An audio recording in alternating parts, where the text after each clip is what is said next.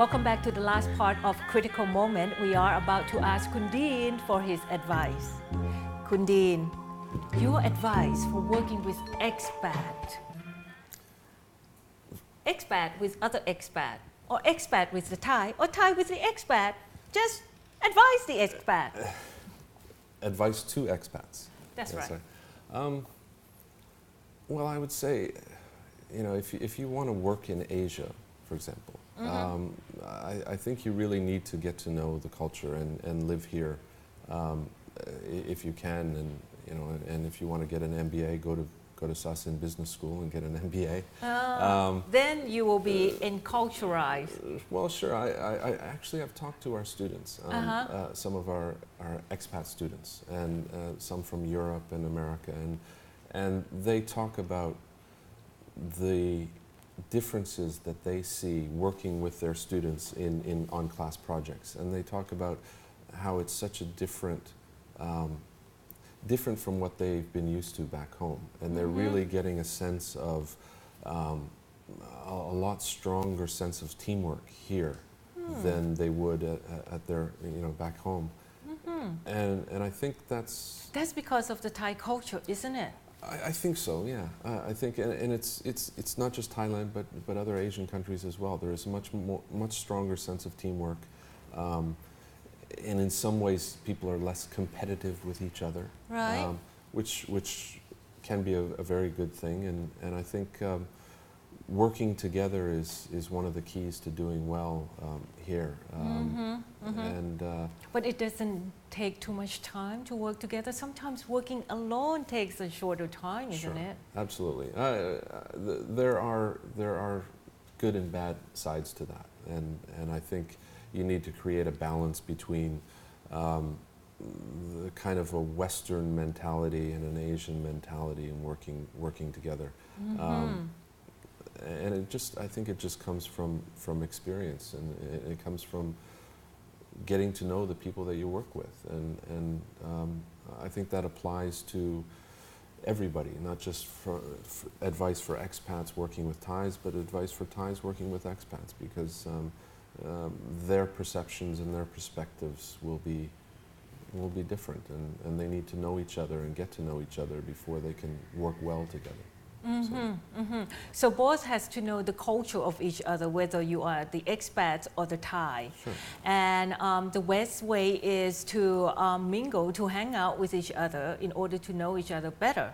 Sure, and sure, that's one way to do it, and of course learning each other's language is But you haven't learned the Thai language yet, you said. I know, I need to learn more. You know what you should do? You should consult Kun Andrew Biggs through what we call this program, Tongue Tied. He will teach you how to speak Thai. I know of Andrew Biggs, yes. He's very successful here. He's very successful, and he receives his bachelor degree in the Thai language. Wow. Isn't that neat? Impressive, so you can be one of like that. I'm working on it. You're working on that, yes, huh? Yes. And my staff, my team work with me and try and give me some advice on Thai sometimes too. Oh, is that right? Yeah, sure. Yeah. So on your leisure time, do you hang out with other expats, or you like to be around with the Thai people who speak English, of course? A mix of both. Yeah. I have Thai friends and I have expat friends, and I think that's one of the great things about living in Asia is that you know, I have friends from all over the world, and we're all living and working here together. I see. And it's a really great experience. So. And Sasin, you have a lot of activities with the faculty members, with the students as well. Does that help you learn the Thai culture? Yeah, I think so. I mean, any activity that you know, when you're not working, when you're outside of the office or outside of normal working hours, I think that helps, and it helps to build some bonding. You know, our students go on a bonding trip to get to know each other and develop teamwork skills and leadership skills and all of that, and I think that helps with working with colleagues as well. And that's sort of cut down the gaps between the people in different positions, isn't it? I see it from various companies, they like to do that. Sure. Companies now do bonding trips and I forget what they're called, team building trips. I think that's very popular, and I experienced it to some extent in Japan as well. When I was working, we would have Karaoke. Hours. Yes, and a lot of it was centered on karaoke. So you must be good with karaoke. Let me put it this way, I have a lot of experience with karaoke, but I wouldn't say that I'm good. Oh, okay. So next time I probably will see you in the karaoke setting, huh? Maybe. Maybe. I see. Well, about the expat working with Thai, you have to know them. But how about the Thai working with expat? I see a lot of difficulty that Thai has informed me with the expat. You are very much KPI, result oriented. Right. But the Thai, we are sabai, style Thai. Right. And how do you convince your people to be more result oriented?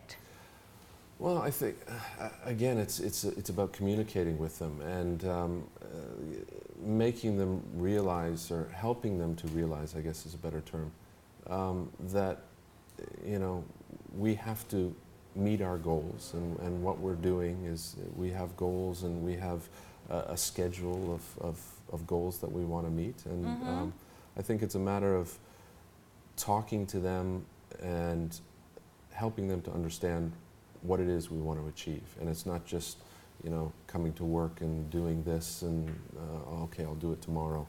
Well, we need it today because we have a schedule. There's a reason for getting things done and for getting things, getting the results that we need. And I think the more you communicate with the staff, the better. So you must be working very closely with your staff. Very closely. Yeah. And they must be feeling comfortable working with an expat like you by now. I hope so. I hope they're comfortable with me. Do you have outside activities besides working? Well, one of our staff recently had a baby, and before she left on her maternity leave, I took the team out for lunch. And, how sweet! I think that's just a standard thing to do. I mean, it was a nice you know, lunch away from the office, and we got to know each other a little bit better. And you see them with a different format. Sure. And they're more relaxed, and they want to talk to me and ask me questions about, you know, my experiences and things like that. So, you know, and I'm a big football fan as well, and one of my staff is a fan of a rival team from my team. So what happened to both of you? Well, we every morning, you know, every Monday he'll comment about his team's win and my team's loss, or vice versa. And usually whose team lose and whose team win? The boss's team or the staff? It's about even now. Okay. Do you cut down his allowance when you lost? No.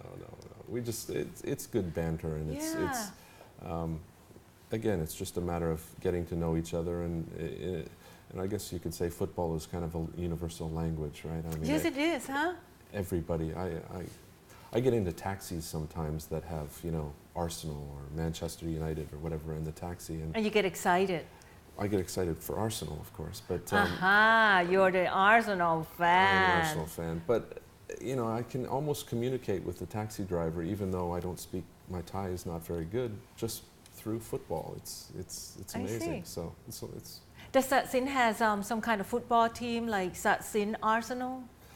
They don't know. No, are you going to form some kind of the team in the future? No, actually, the staff have a team, and I think the students have a team as well. I was speaking to one of the students at lunch today, and he said he plays every weekend. And, oh, is that right? Are you going to join them, or you just I'm kind of the retired. watcher? I'm retired now. Oh, so I see. I see. You're saying that you're too old to play soccer. Well, yeah. No, I love watching, and I used to play, ice hockey, but I think those days are over. You play ice hockey as well? Well, do we have that? We don't have that in Thailand, right? Yes, we do. Yeah. Oh. Why does one play ice hockey in Thailand?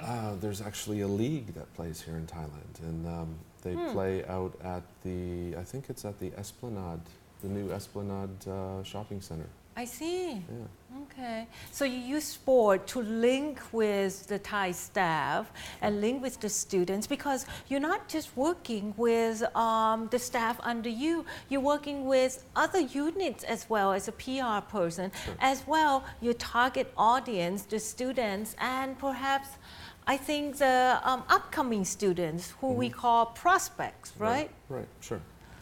It's you know, again, it's any way that you can communicate and get to know somebody and relate to somebody is important, and I try to do that whenever I can. So and that's just not just in the office with other units at Sasin, but with students, as you say, and prospective students as well. So. Yeah. So do you think Thai people can speak English better than 7 years ago in general? I think it's getting better, yes.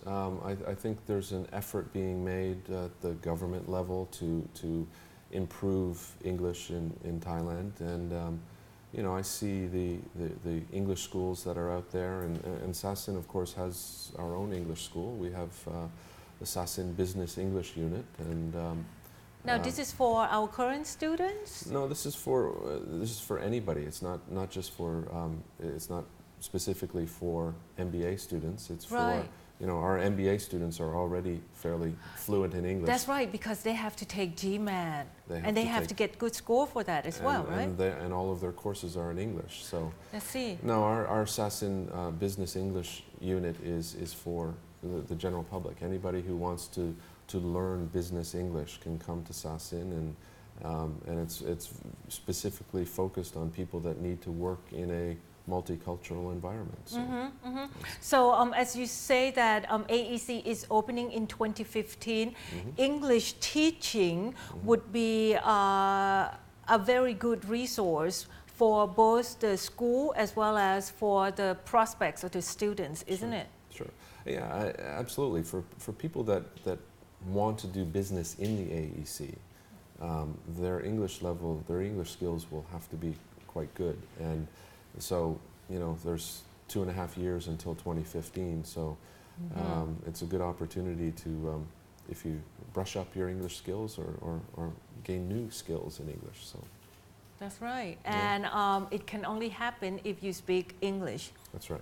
Not just read. Thai people are very good with the grammar, with listening, but when it's time for us to speak, I think I don't know what to say. Right. Well, that's very similar to Japan as well. Japan is very good with grammar and listening, but then speaking skills, in my experience, was a bit lacking. And I think that's just a matter of getting experience and getting outside your comfort zone and speaking to people and hearing the language. That's important. That's right. You know what? I think you have a new mission for the society. That is to teach Thai to everybody, to teach English to all the Thai people. So don't bother learning Thai. How about that? Yeah, but you know, I could do that, yeah. But I think it also helps to understand the Thai, and it helps me understand the mistakes that people make in English sometimes. Oh, I see. Right? Yeah, So, yes, that's very thoughtful of you. Yeah. Well, thank you so much for your time with us at the critical moment. ขอบคุณค่ะ You see, learn so much from other expats, learn so much from each other. One thing that you should do is to realize your critical moment and try to make the best out of it. So the bottom line is, what is your critical moment? See you next time.